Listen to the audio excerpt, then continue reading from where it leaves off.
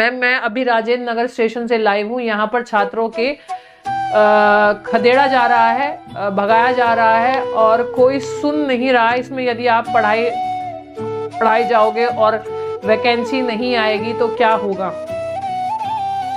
और पुलिस वाले आंसू गैस भी निकाल रहे हैं, बहुत बुरा हाल है।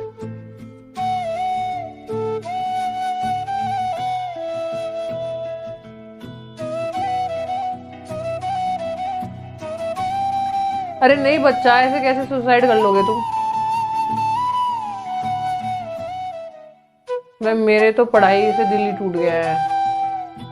गुरु माँ, अब हमारा सुसाइड करने का मन कर रहा है, अब क्या करूं। ग्रुप डी के 2 पेपर हो गए हैं और दूसरी बात यह है कि ग्रुप डी का एक ही पेपर, कहाँ ग्रुप डी का जो एक ही पेपर हो रहा था, ग्रुप डी का एक ही एग्जाम हो रहा था, ठीक है। अब ग्रुप डी के 2 एग्जाम हो रहे हैं। ग्रुप डी के कितने एग्जाम हो रहे हैं? 2 हो रहे हैं। एक होगा CBT 1 पहले बिल्कुल NTPC की तरह, और एक होगा आपका CBT 2, फिर होगा फिजिकल टेस्ट आपका। मतलब इस एग्जाम की हम लोगों को जरूरत नहीं है। हमें क्या जरूरत है ये बताओ, कोई जरूरत है जो हमें CBT 2 करवाने की जरूरत है? एक एग्जाम ठीक था, अब फालतू में मतलब किसी भी चीज को लंबा खींचना है तो CBT 2 भी लेके आओ। पहले 1 होगा, फिर 1 का रिजल्ट आएगा, फिर 2 होगा। मुझे समझ में नहीं आ रहा मैं क्या करूं। मुझे तो सच में ही समझ में नहीं आ रहा मैं क्या करूं। आज एक बच्चा फोन किया और इतना रो रहा था, वो उसके पापा नहीं है, रांची में है, और इतना रो रहा था कि बता नहीं सकते कि सर अब 6 महीना पीटी का एग्जाम होगा, उसके बाद 6 महीने और, ये कैसे होगा सर। तो कहीं ना कहीं बच्चे चला बहुत परेशान है।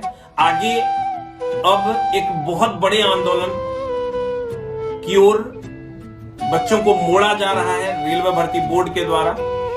हम चाहेंगे, सरकार से विनती करेंगे कि इस बहुत बड़े आंदोलन, अगर आपने ऐसा नहीं किया तो एक बहुत बड़े आंदोलन के लिए आप तैयार रहिए, क्योंकि अब बच्चे किसी के रुकेंगे नहीं। आज जब भी सारे बच्चे वहां प्रोटेस्ट कर रहे थे और जब मैंने कुछ सामान यहां से भिजवाया, खाने पीने के सारे सामान हमने मुहैया करवाना शुरू करवाया, तो समझिए RPF वालों ने सारे सामान को फेंक दिया रेलवे स्टेशन पे और मेरे एक भी स्टाफ को अंदर जाने नहीं दिया। फिर भी कुछ लोगों तक पहुंचा।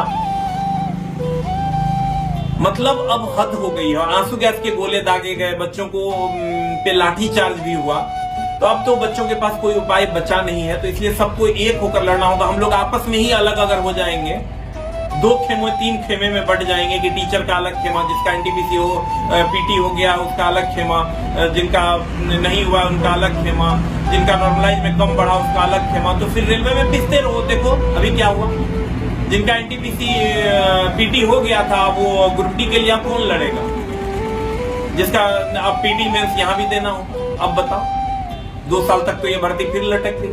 CBT 1 और CBT 2 आप क्या कह रहे हो कि देखिए, एक तरह से देखा जाए तो मेरे मायने में गलत भी है और एक तरह से सही भी है। गलत किस वजह से है, अभी एग्जाम हो जाता, इन्होंने क्या सोचा होगा, इन्होंने सोचा कि देखिए जो नजरिया उनका होता है, जो सरकार का नजरिया होता है, जो मुझे लगता है कि उन्होंने 2 एग्जाम क्यों करवाए होंगे। इन दोनों चीजों में एक अच्छा और बुरा दोनों है।